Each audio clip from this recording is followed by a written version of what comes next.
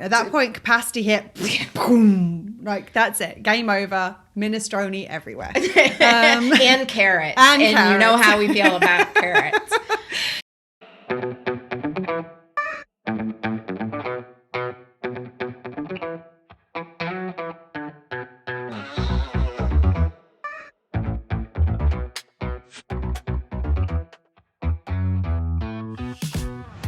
Hello, hello, hello, and welcome to Well Shit. It really is that simple. I'm Claire. And I'm Serena. On this podcast, we help you to understand about your 12 universal needs, why they are currently not being well met, how to meet them in ways that work for you, and how to consistently do so in quick, easy, and simple ways that fit seamlessly into your life. We'll also help you to understand how doing so will have a positive ripple effect in literally every area of your life.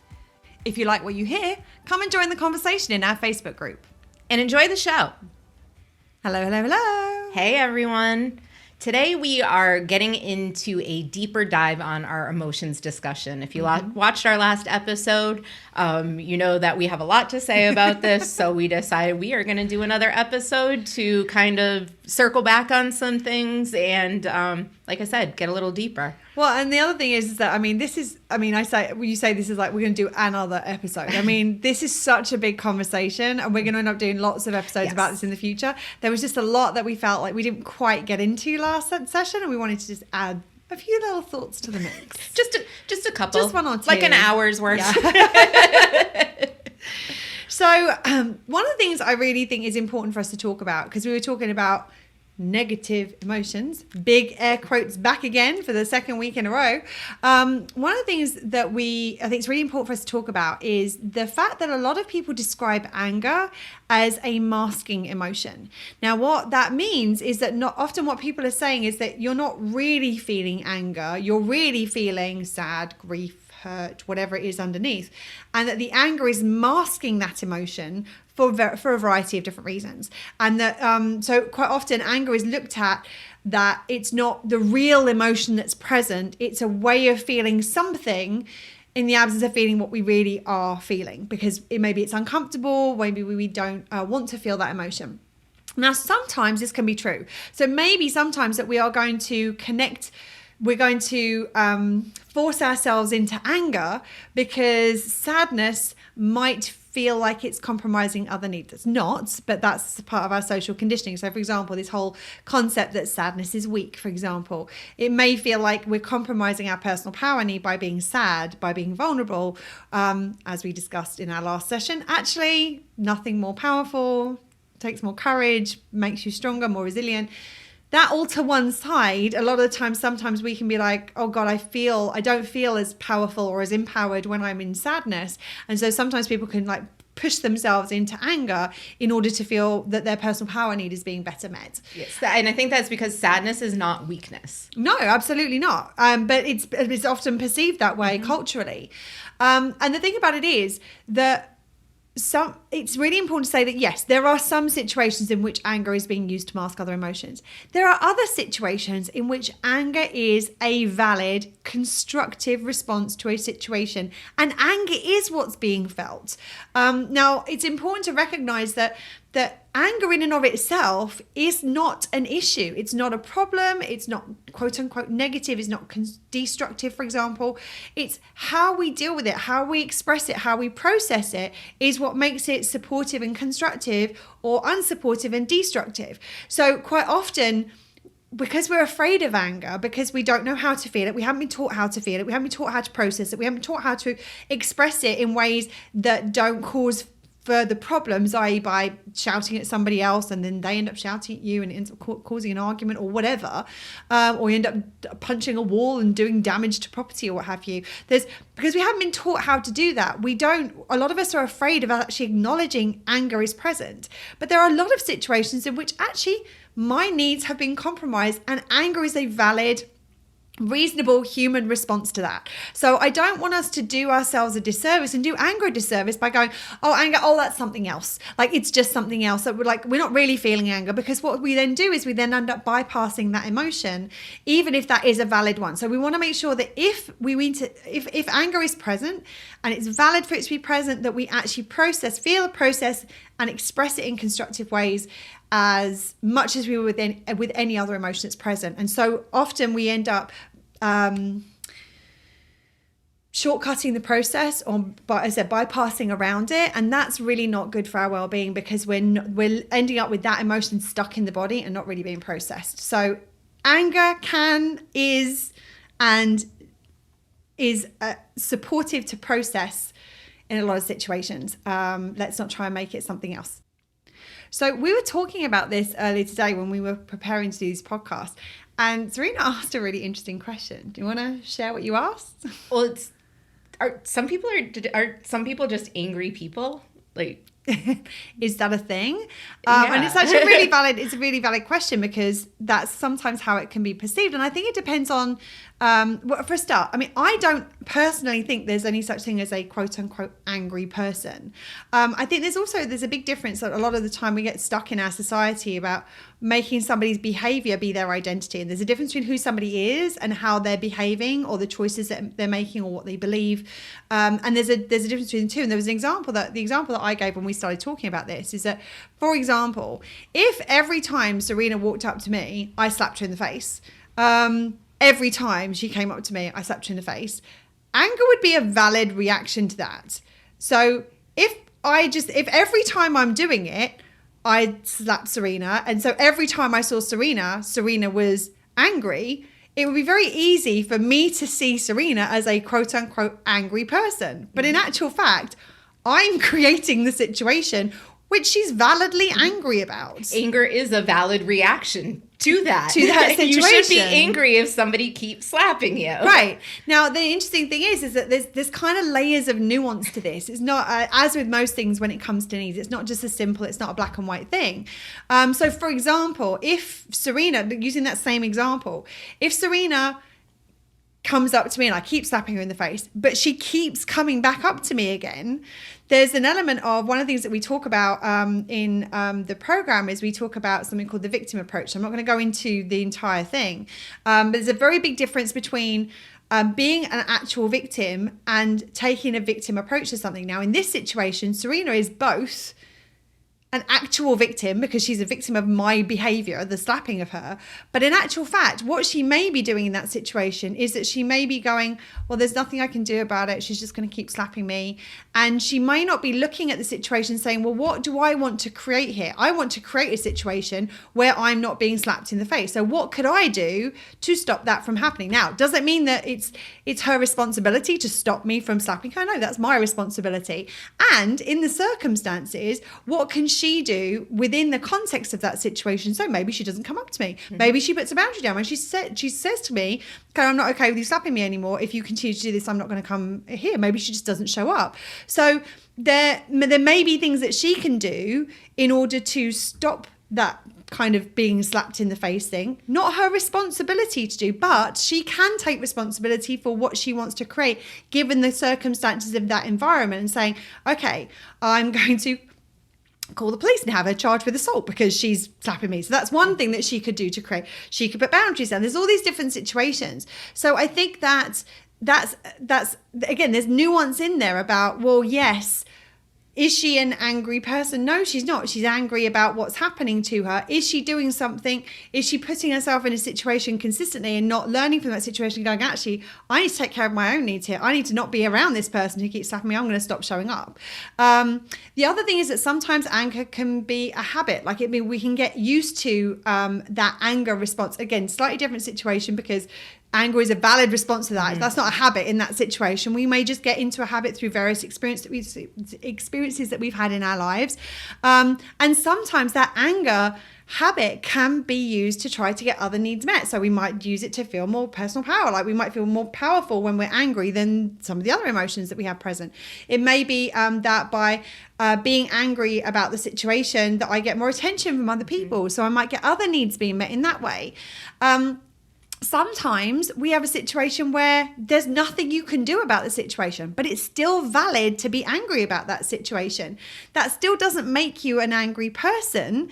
It means that you are validly angry about a situation that's out of your control. So when I think about, for example, like a Black trans woman who is dealing with living in our society and the constant oppression and marginalization that she experiences on a daily basis, that's not something that she can just go, well, I'm going to put a boundary down and that's not going to happen. Like, even if she chose not to leave her house, and if she's going to not be unless she's going to not be on social media, not have any contact with anybody else, not watch any TV, not watch the news, which would compromise her other needs. Like, again, that doesn't make you an angry person. It makes you a person who is validly angry about a situation that you are in. But so often we're not aware of these social, societal situations and the things that are going on that actually the anger is a valid response to.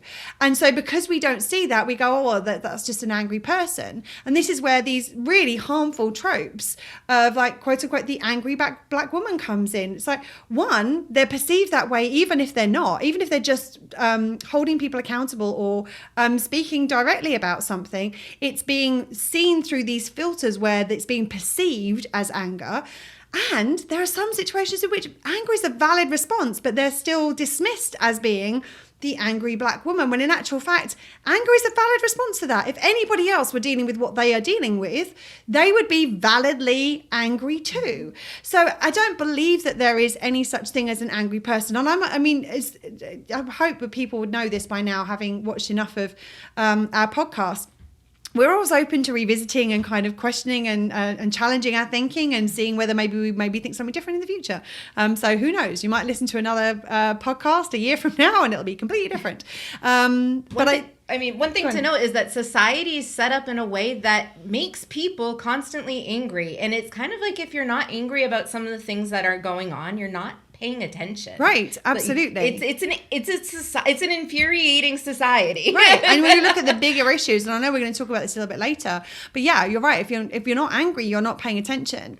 And so I think that's the thing, is that I don't believe that there's any such thing as an angry person, but if you're in that loop, if you're in that pattern, that quite often you can be perceived as an angry person rather than a human being who is having a valid response to an unjust or inhumane or oppressive or marginalization or just a situation in which you are being harmed or that is unfair. And I think that is those two things are often, there's a shortcut there. It often gets conflated. And I think we need to start looking at the humanity of people and recognizing actually they're human beings, and I would be angry if I was being impacted the way that they are. Well, and especially with anger, and I think this is valid for most, if not all, of the emotions, there's a difference in harming somebody through anger and not taking responsibility for their needs. Right, so, absolutely. Like the difference between I am causing physical, emotional harm because of my anger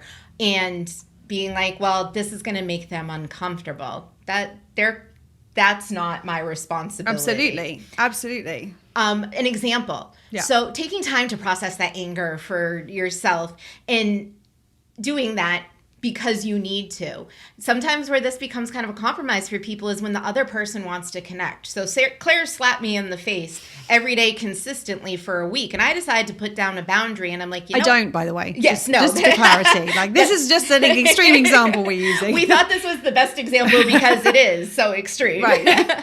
But if every time she came, and then I was like, you know what? No, I'm actually going to take some time. I'm upset. I'm going to take some time, and I'm going to process on my own. And she wants to connect with me. I'm not harming her because I'm taking that moment for myself and being like, actually, I don't want to connect with you right now. Mm-hmm. I want to feel this. And if I was to push that emotion away to prioritize her comfortability and be like, okay, well, I'll connect, because if I don't connect, it's just going to make it worse. My anger isn't going to go away. It's just going to get pushed down further, and there might be a lot of good that comes on top of it, but eventually that's going to resurface. Right. Well, and even if you're taking it out of the context of the two of us in that situation, even if like Serena wanted to take time to process her anger and somebody else wanted to connect with her, not me, not the person who the cause of the situation that is creating her to want to go and take time to process, even somebody else.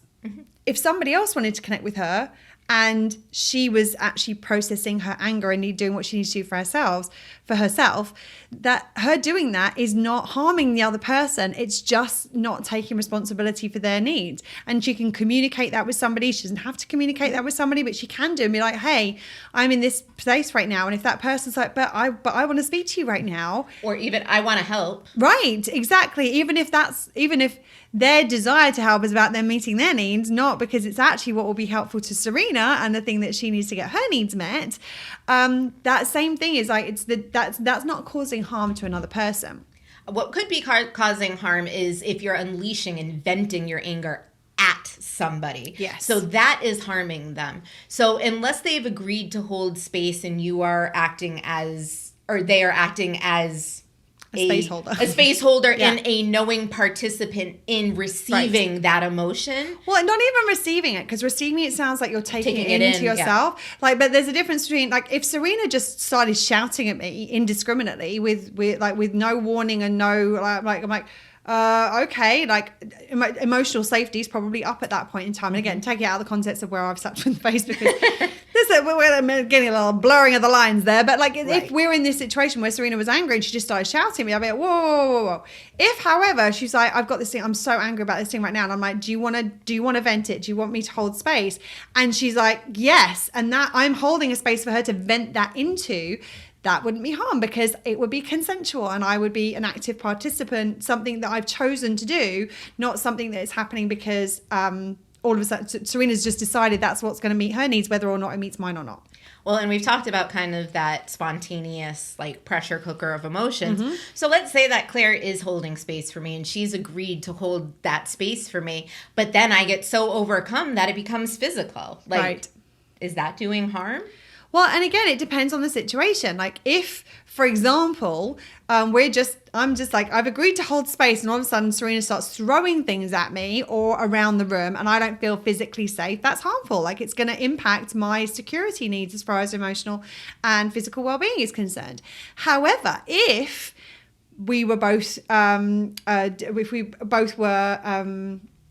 trained fighters, for example, and I said to her, do you want to spar in order to vent it out? And I offered that. We agreed to it. It was consensual. Yeah, she might be beating the crap out of a punching pad, but if I've agreed to that, that's okay. So this is where there's these layers of nuance. It's not as simple as, if I'm shouting at somebody, that I'm causing harm. Well, yes, if you haven't checked in that they're okay with it and it's not about them and you're just unloading on them or unleashing on them, yeah, that's probably going to be a problem. It's probably going to be problematic. If they've offered to hold the space, that's entirely different. If you just start physically punching them or the environment around them, then that's going to be a massive issue. However, if you've agreed to that and you've offered that as a consensual thing, like, I'll hold the punching bag, you go for hell for leather, that's physical, but that's consensual. So it can be very, very nuanced when you start to kind of dive a little deeper with this. It's figuring out exactly what are the boundaries, where are the boundaries, what are the agreements of this situation. And I know Claire has said, multiple times it's a very nuanced situation, but I really want to stress the very nuanced, like the very in the nuance, because there is, most situations are not identically replicated. Am I saying that right? Yes, I think that's a fair. Do you get what I'm saying? Most podcast universe. Most situations aren't the same, is what she's saying. Yeah. Look at me taking the long way around that one. Oh my goodness! But you're right. No two situations. no two situations are the same, because even if they're between the same people, even if it's the same dynamic between the same people, if it's at different times, they've got different capacity, they've got different things going on in their lives. If, like, for example, if Serena and I had that situation going on, or a situation like any of these, we have built up so much trust and understanding because of the relationship we built over the years. It would be very different to somebody who I just met exploding in front of me. If Serena just exploded in front of me, I'd be like, okay, are you okay? What's going on? How can I help? Like, that would be probably my first reaction. If it was some kind of stranger, I'd be like, okay, this person doesn't feel safe to be around, because same situation, different people, or even the same situation between different people at different times. We know that there are, we're gonna do a podcast episode at some point in the future about how to clear niggles, and I know that most people don't know what that means, but I'm going to see that as a little teaser for something that's coming up. But something that we have got used to is clearing niggles, clearing the niggles instantly, instantly clearing the niggles, and because of that, there's so much less charge in our relationship, and because there's a charge in our relationship, we're able to have the capacity and hold space for much more deep things than we would be able to if there was all that stuff in the space. So it really does, so nuanced, and so it depends on so many different factors. So as much as I would love to be able to give you a formula, it's like, okay, how you deal with emotions is this, then this, then this, then this, then this. That's not how this works. There are some general principles and guidelines that can be helpful, but we're sharing this with you because we want you to understand how nuanced this is and how different needs are up. And if you've got the same situation between two people, and one person, their personal power need is being affected by other situations outside of them, that can make all the difference. It can completely change the dynamic. And if the other person knows that's what's going on, they can be mindful in how they communicate and deal with it, that is conscious of that situation. If they don't, they can end up doing things that impact that need even further, which creates even more of a reaction. So it's like there's so much nuance to this that I think is just helpful to be aware of. Something that just kind of brought up for me is, like, we're talking about people, like, people can kind of trigger these things in you and bring it out, or situations can as well. And, you know, a lot of us have work-life balance. Like, do we? Most of us have work. Most of us have life. I'm not sure how much balance we actually have between the two. When we talk about balance, a lot of times those are the two things that we talk about. Yeah. We talk about. It's, you know, you work and you have whatever isn't work. That's the rest of your life. Right.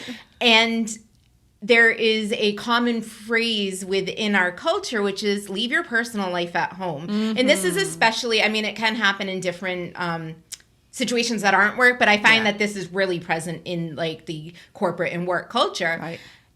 And think about it. Leave your personal life at home. That's kind of an impossibility. Yeah. I mean, unless you're leaving yourself at home and not interacting in any way, shape, or form with your work. Right. Well, that often means, like, leave your emotions at home. Right. So unless you can come, like, Stepford robot, like, you're a whole person. Let's plug the emotions out. Let's leave them at the door, and we'll pick them up on our way out. That's not how this works. Wouldn't it be so nice if you could just literally, like, oh my God, like, check your emotions at the door? Like, what? Oh, okay. Like, regardless of what's going on in my life, whatever traumas, whatever, you know, societal things, whatever individual emotions I'm having, like, what? You want me to leave part of me? Okay, like, let me take, like, you want me to leave my emotions at home? Cool, you're going to get, like, a little speck of who I am. Well, and also of your skills and abilities as well, because I know that part of what, like, our emotions often inform what we do. Like, we check in with, like, how does this feel? Like, if we're communicating this way, would this feel if we were this person? How would it feel if we were that person? So our emotions are a really important part of our job. Our emotions are part of our creativity, like problem solving, all those sorts of things. These are really important to working life. You think? Just saying. And I mean, if you have stuff going on the outside, you can't just stop that. You can't be like, whoop, done, shut it off. Like, that is not within our human capabilities. I mean, we can do it from a superficial surface level, and I can be like, okay, I'm going to keep a straight face or put on my mask. Most of us can't even do that anyway. I mean, even that is often ineffective. The reality is we are a whole person, and all of us comes to all of the things in our lives. Our work situation often comes back into our home life. Our home life and our personal situation often comes into our work life. You can't distinguish between the two because we're whole people, and we bring all of ourselves to all of these different aspects of our lives. We're not taught and actually encouraged to process our emotions in general, and especially not within the work context. Right. I tend to think, like, especially in work, but I mean, really just generally in life, we're kind of walking around as walking pressure cookers filled with emotional soup, just waiting to explode on, the next thing that gets added to the pot. Right. All of a sudden, somebody unsuspectingly throws a carrot in, and you've souped all over them, and they're like, what the fuck? Why am I dripping? What happened? Where did this come from? I didn't even know you were making soup. Like, and then all of a sudden... I don't like carrots. I asked for minestrone. But, and then, I mean... Doesn't it have carrot in it? Whatever. But it brings me to my point exactly, because all of a sudden we're overreacting, and I'm using air quotes. Like, I'm using very emphatic air quotes, because in reality, we're just reacting validly to all the emotions and all of the things that are present. Right. If we had processed and healed and acknowledged these things previously, we may not have had such an intense reaction. And I'm not putting a finite, we would never have this reaction. The chances are it wouldn't be as intense just because it's not pressurized. Well, and we would be reacting to what's happening in front of us, not reacting to the thing that's happening in front of us, on top of the thing that's happening at home, on top of the thing that happened last week, on top of the thing that happened 10 years ago, on top of the thing that happened with your first boyfriend back in high school, on top of the thing that happened when your dog died when you're 4 years old. And don't forget that time I dropped my ice cream when I was 2. Exactly. So all of those things, if we haven't processed, if every time we've tried to, the emotions comes up, we've either been shut down by people around us, as Serena was saying with her mum, was like, if you're not dying, don't cry, kind of thing. That's a very common response. And if we've been shut down externally, or then what ends up happening is we end up doing that internally. Mm-hmm. It's like, no, come on. I remember my grandmother had this thing that whenever she got upset about anything, she would pull yourself together, Peg. It was and it was because I think that's what my grandfather would say to her when she would get emotional, i.e. be human. And so she would then do it to herself. We get so used to other people doing it, we then become that for ourselves as well. And because we haven't dealt with all of those things, we're not just reacting to what's in front of us, we're reacting to all of those other things as well. Well, and I noticed as we're talking, I throw out the ice cream example being 2 years old. It's and I giggled, and then I'm like, wow, I've had not necessarily dropping my ice cream at 2, but even something as simple as, I'm holding a tray and I've had a shit week and I'm at work trying not to have a shit week and putting on a mask and all of these things, and then my cup falls off my tray, and all of a sudden it's that's the end of the world just because that was the catalyst. And sometimes, and that's not a stupid thing, that is showing that there's so much pressurized emotion behind it. That wasn't the end of the world, but that was the one thing that I felt comfortable enough to release about because I couldn't express everything else. Or even not that you felt comfortable, you just didn't have a choice at that point. At that point, capacity hit, boom, that's it, game over, minestrone everywhere. And carrots. And you know how we feel about carrots. The ironic thing is, though, there are actually some people who aren't feeling anything right now. Or not feeling much. Well, yes. Yeah. Well, I'm sure there. Yeah. I mean, I'd almost, we try not to be absolute in things. Yeah. It's kind of hard to live in the society. I mean, the pain in the situations that we're facing in this world, the pandemic, the war, political climate, Right. gun violence, climate change, social injustice, increasing deaths of despair. And I just want to touch on what we mean by deaths of despair. This is in relation to our different epidemics of addiction and suicides and the young. So deaths of despair, there are three things that comprise of the deaths of despair. They are deaths by drug overdose, death by suicide, or liver cirrhosis due to alcoholism. So those are the three things covered by deaths of despair. Sorry, I just wanted to jump in there. Nope, I thank you for that.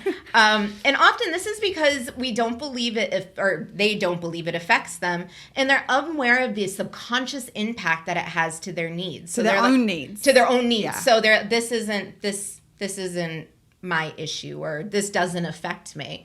And oftentimes if it's not that, it's because they're focused on fighting for others' needs. Other needs of theirs. Sorry. It's because they're focused on fighting for their other needs. Well, and again, it's like other needs. It's like they're not really fighting for other needs. They're actually just fighting for the preference for how they'd like to get some of their needs met, even if it comes at the cost of others and their needs, or even if it comes at the cost of their own needs. Like they're so focused. We see this so much with needs. It's like people are so focused on, I've got to do this because this is going to meet my need. They don't pay attention to all the ways it's costing their need, or the way it's impacting other people, which we know interconnectedness means it's going to impact our own needs as well. Sometimes they're also using it kind of like, or not feeling, because they're trying to numb themselves because they don't feel like they can have an effect or make a change. Right. So they numb to cope. They're just, rather than feel anything and feel helpless in that, right, they decide to feel nothing because they feel that meets their needs best. Right, absolutely. And again, compromising all of the other needs in the process. Mm-hmm. So the thing is that a lot of the people who find themselves in these situations, they end up judging other people for being emotional about these things. And this can sometimes be a way of like distancing ourselves from the discomfort of facing the reality that we're in and the impact to other people. But the interesting thing about this, and the really sad thing about this, is that people who do tend to do this often are completely unknowingly actually shut off from their own humanity as a coping strategy. Because if we're connected to our own humanity, we not only are able, but we have no choice but to connect to the pain and suffering of others. We recognize the pain and suffering of others because we see them as another human being. And what we do is we relate to how we would feel in that situation if it were us. And empathy, that empathy of like, oh my goodness, this is the situation we're in. Oh my God, if I was in that situation, this is how I'd feel. And that empathy is our path back to our own humanity. And our own humanity is a fundamental aspect of one of our 12 universal needs. If we are not connected to our humanity, we are actually compromising our universal needs. And that judgment is often keeping us from that humanity. And so in doing so, we're actually compromising our own needs at a really deep and fundamental level. It's important to remember we are all human. Wait, what? I'll repeat it again. We are all human, every single one of us. We all have emotions. We are meant to process them. Yeah.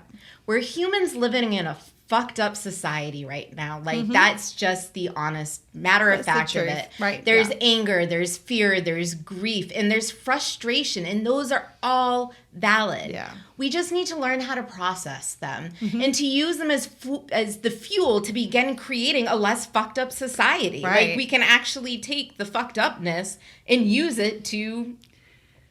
Well, we can take our reaction to that, like, and the fact that like this situation is impacting us. We can take the fact of that impact as a, oh hell no, I'm not doing that again. I'm not allowing it to continue to impact me and other people. That can be our fuel for creating change and for creating a situation that both supports us and others, and so honors and meets our need to connect with our own humanity, which happens when we connect to the other humanity of others as well. So we want to use that fuel for change. Now, it's important to say that there's a good chance that you may have had some emotions come up as a result of the topics we've discussed in this episode. There's some pretty tough stuff that we've addressed and we've brought up. That's okay. I'm going to say it one more time. That's okay. Why is it okay? Because you're human, and that's okay. That's normal. well, and normal is a relative term. This is part of what it is to be human. Mm-hmm. I don't even think I want to use the word normal. I want to use the word human. Like, we are all human. Like, let ourselves be human. Let us experience what it is to be human. Allow yourself to acknowledge, feel, process, express, and release whatever emotions may have come up as we've been having this discussion in ways that do not harm yourself or other people. So journaling, for example, crying, screaming into a pillow, or making the sound of the feeling into a pillow, or rolled up towel works really well. The VU breathing that we talked about in episode 28, an antidote to anxiety, the air punching, movement, listening to a combination of listening to some music maybe with some movement, or just movement on its own, or just the like whatever it is that feels like it's going to help you to feel and process and express the emotion. And then when you've processed how you feel, use the fact that you have had this response as fuel to take action towards making constructive change, making a change to create more of a society that is going to support all of our needs better. Because once we're in a society where all of our needs are better supported, I don't know, have we done an episode about the forest yet, about the ecosystem? I don't know that we've done. I think maybe we did. If we haven't, it's coming soon. So I think it's really important. I got a feeling we have done it, but I'm really good with the episodes. We'll try and if not, we're going to do an episode, and if we have, we'll put it in the show notes which episode it is, so that you can, because it's very important to kind of get that. The universal needs ecosystem is really helpful in understanding. Right. And the thing about it is like, it's really like, yes, we can take care of ourselves. Yes, we can take care of our tree. But if we're living in an ecosystem which is kind of working against us, then that's exhausting for us to be in. So we want to be a part of changing so that no longer are we having to work so hard. No longer is everybody else having to work so hard. In fact, we're in a system that actually supports all of us in getting our needs met. So it's really important, like when we're looking at emotions, like so often they're seen as these kind of problematic things, whereas in actual fact, they can increase your capacity, they can increase your resource, they can be fuel for the fire, they can create the vulnerability, can create connections and deepen present connections, create trust. They are change. Sorry? And create change. Absolutely. I mean, they really are the gateway to so many, and that's the reason it's one of our 12 universal needs. So is there anything else you want to add before we finish up today? I'll save it for another episode. I could go on and on and on. There are so many things for us to talk about when it comes to emotions. And as I said, we just scratched the surface. This is the snowflake on top of the tip of the iceberg when it comes to emotions. As we've said previously, if there are things that you want to share, if there are things you're not sure about, if you've got questions or things that you are struggling with regarding emotions, let us know. We will happily do another podcast episode in which we can address and start to discuss those things too. So I think that's it for today. Thank you for being with us. Thank you for watching. Remember to take care of yourselves. We're sending you lots of love. And between now and when we speak again next, remember to keep meeting your needs. Lots of love. Bye. Bye. That's it for today. If you like what you heard, please subscribe, rate, and give us a written review, as it will help more people find us. And remember, you're human and it's okay. Well, shit. It really is that simple.